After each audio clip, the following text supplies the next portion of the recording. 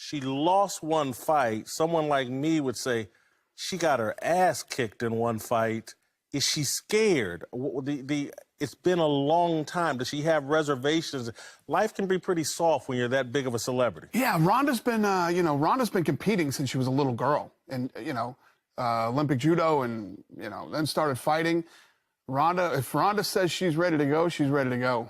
How do you expect her to go right back to that level she was at against someone like Amanda Nunes? Yeah, she's one of those athletes that, obviously, like I said, has been competing for a long time. She knows her body. She knows how she feels. She knows she's ready, and she claims she is. All right, I'm the biggest Chris Cyborg homer, I think, on the planet. She came on this show, had some things to say about the UFC. She really wants to fight Ronda Rousey, right, but she thinks she should be a bigger star in the UFC. Let's hear what Chris Cyborg had to say on this show. Maybe because I don't have blonde hair and blue eyes, it's, I don't know, because if I'm American and I have the everything did for the sport, I already have my division. Should Chris Cyborg be a bigger star in the UFC?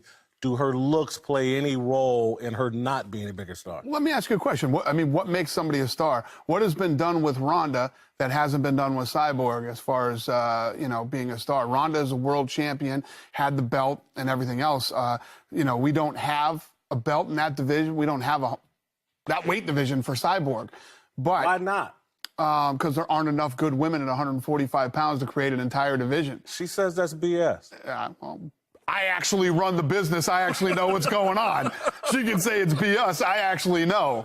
There's not enough 145 Listen, pounds. When you have an athlete like Ronda Rousey, and it's not just Chris Cyborg, who's a woman who wants to fight Ronda Rousey, the men too.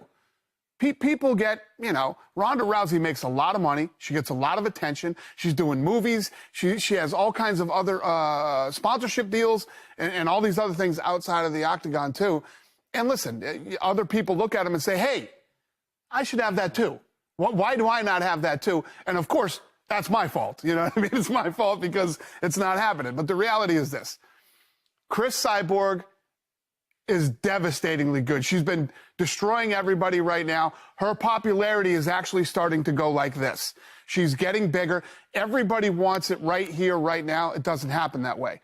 I promise you this. Ronda has to come in and fight on December 30th, okay? Yep. Ronda has to win. And the girl that she's fighting is no pushover. She's nasty and tough, and Ronda's got a fight on her hands there. She wins that fight. Her and Chris Cyborg are eventually going to fight. Ronda wants that fight. It will be the biggest pay-per-view in UFC history. What does eventually mean? Is that her next fight if she beats Amanda? I don't know. We'll see what happens.